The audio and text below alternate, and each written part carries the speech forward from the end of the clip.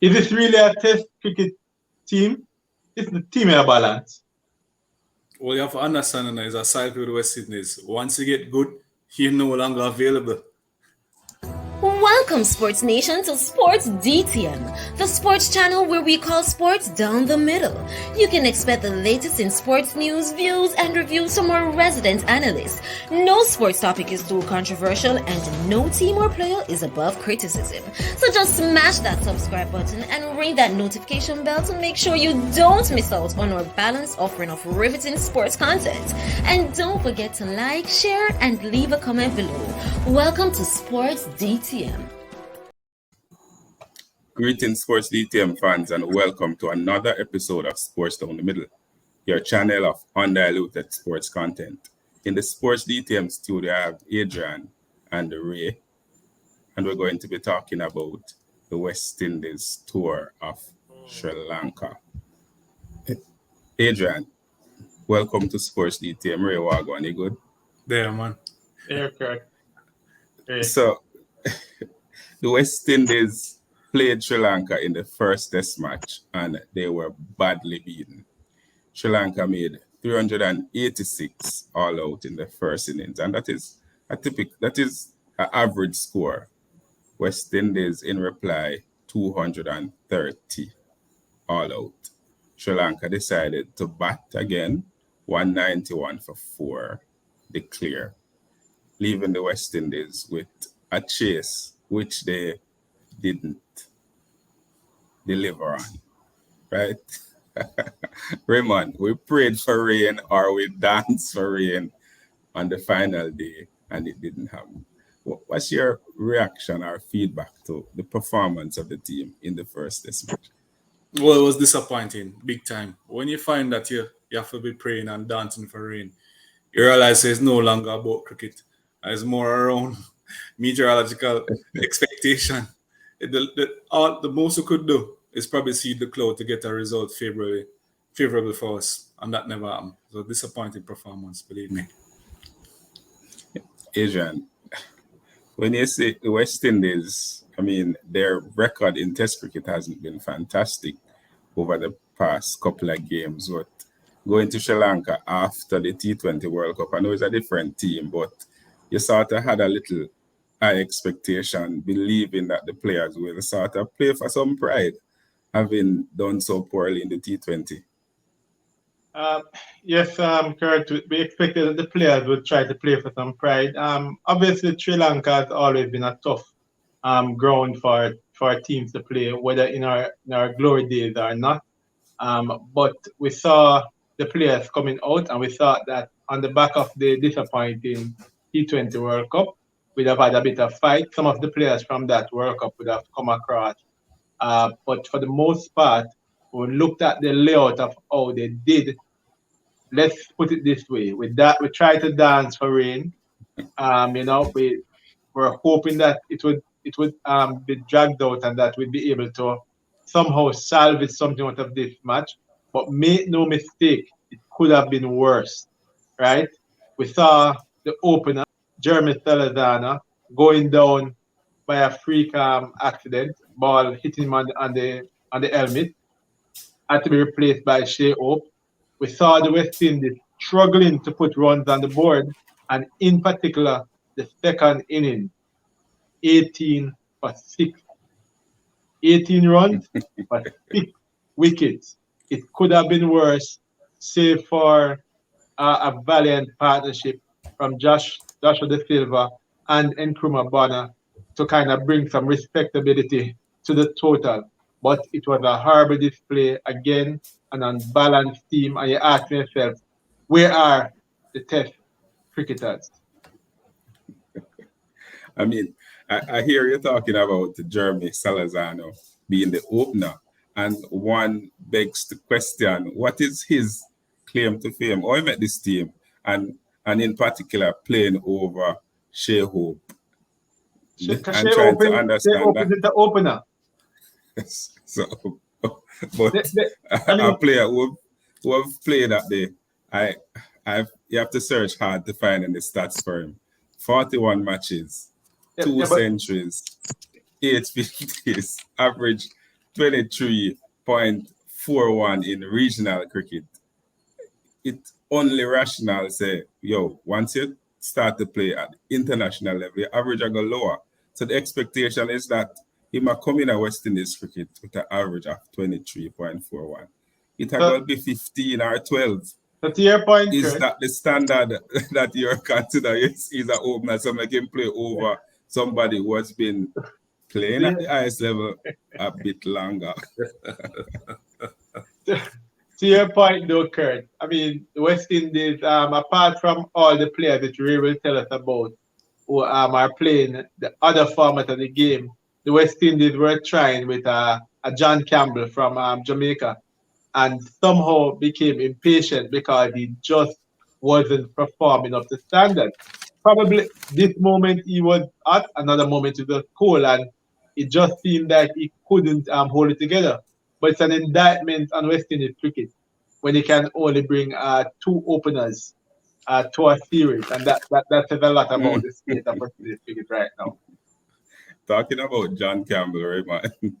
John Campbell average higher than Jeremy in Test cricket, and this is at a higher level. But looking back at Blackwood opening the batting, we know Blackwood best performances come lower down in the order. Maybe they could have used somebody else, possibly the wicket keeper to open, because I see where he tried very hard to not make any runs but not give away his wicket. Yeah, that makes a lot of sense because if you remember, this is not 2020 cricket, this is Test cricket. And as such, it's not a matter of how much delivery you face. It's a matter of holding the wicket and such. So if you open, you don't give a wicket as you just say, and just probably hold the ship as best as possible and hold partnership and face as many balls. The runs will come. If you can bat the entire day, that would be excellent. At least worst game that you draw and the rains will clearly help you if that's needed. Yes, so Adrian, to your Jermaine Blackwood being the opener, his average at the number one or number two or opening the batting is 14.5 batsman. 14.5. But to move on to the second test. Yeah, go ahead. Just to add a little on that, Kurt. I mean, if I set up to put Jermaine Blackwood as an opener, we're not talking about one-day cricket. I think he can do well at T20 cricket because he's pretty aggressive. But the type of temperament to open a Test cricket is really a setup because he then has to be very patient. He has to have the temperament to knock the ball around. I don't think he's that type of player or has the patience to really do that. And then if we look at some of the highlights from that, the standout performers, Nkrumah Bonner, yes, 68, not out in the second innings. And in the second innings of 160, Joshua De Silva, 54. So both players, them pretty much make all of the runs. And I heard you said earlier, 18 for 6. It couldn't have been any different. But those were two of the standout performers. And we see coming into the second test match, a day has been played. Rain finally come with pray for rain. Rain come on the first day of the second test match instead of the last day of the previous one. But the West Indies going into this match after struggling to deal with the Sri Lankan spinners and playing some fast bowlers, we thought they would have bring in more spinners, considering that this particular pitch is known for spinning, turning crazily after the first day or so. They've replaced Gabriel with Roach and Cornwall with Permal. You think those were good changes, Raymond? No, I don't think so. I don't think that those are good changes. We need a spinner though, but I wouldn't necessarily take out Cornwall at all. I wouldn't have taken out Cornwall. So I wouldn't say that those are best changes at all. No stretch of imagination. I would say that because it lets us shorten the batsman capacity. So I wouldn't necessarily say that's a good change. So, Adrian, you agree with that? And in particular, if we had batted better, we could have salvaged either a draw or a victory from this match. Bringing in a pace From the bowler first match. and a wicket from the first match. Bringing in a pace bowler and a wicket that is not helpful for pace bowlers. Does that make sense to you? Make it make sense. I can't. I mean, the truth is that let me see how I can put this now. The West Indies has spinners who, even on a spinning wicket, are unable to spin the ball properly. Right? So, hey, it's the truth. I'm over practice. I mean, we're No. it's not Hey. like that. Yo, Adrian, that's savage, you know. That's really savage. Hey, no, stop. I'm trying to be nice. Could you both just stop? All right. I'm saying, okay, the fact is that we picked spinners. These are spin-friendly pitches. Cornwall done his best, tried his best, but we saw them being beaten left, right, and center. And so we said, all right, leave Cornwall alone, but then we go for Permal, right? Been around a little while. If he can't spin it all these years, I don't know how you're going to spin it now, especially on an air like this. I'm just not impressed with the spinners that we're producing. I mean, we have, of course, a certain Narayan who seems to can't get himself in the team. Who else is out there? We're just lost for options. Look at the players. Akil Hassan and Aiden Walsh Jr. Are they more of a T20 and one-day international? I don't know. But we just seem not to be able to pick up. And so we're left with fast bowlers. Shannon Gabriel can't play more than one match. Load management. Right? So bringing Kemar Roach, and I'm sure he's also just for one match. Load management. Right? I'm not so sure they can do much better than those who are there in terms of a Jason Holder and the like. But this was a pitch for spin bowling based on the conditions that are there. And the West Indies just can't seem to find the type of quality spin bowlers to actually disrupt the Sri Lankan batting lineup. So, are you recording? Yes, man. Fun facts. Roach is the leading wicket taker this year for the West Indies. In a poor team. Well, yes, who is in the top three? The man them leave out in a Cornwall. 21 wickets is in the top three. Yep, right? Coming from the last tour. But after the end of day one, rain interrupted Sri Lanka 113 for 1. When Sri Lanka batted in the second innings, Cornwall again was one of the wicket takers, But yet, he replaced. And he batted well also. He batted well. He could have opened to Nassau. He could have opened. He opens in T20.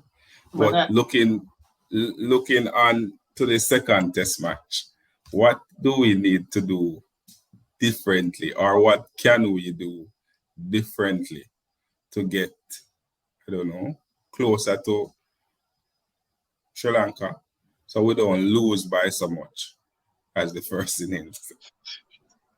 What we need to do differently, Raymond?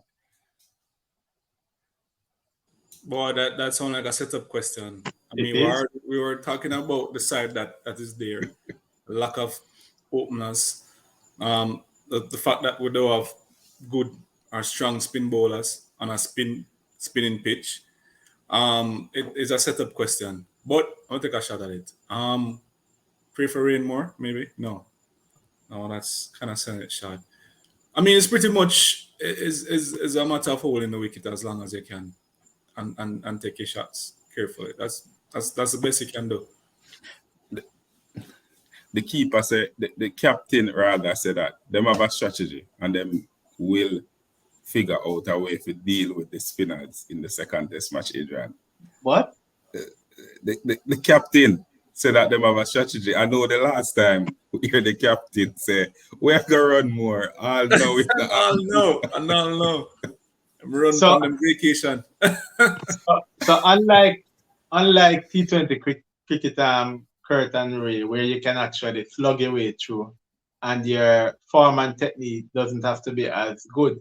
Test cricket requires a certain amount of form, technique, temperament, right? And actually utilizing the fingers, rotating the strike is actually key. So not just a defensive work in not losing wickets, but while they're not losing wickets, actually turning the strike around so that it kind of loosens up the batsmen in terms of getting those runs that are critical.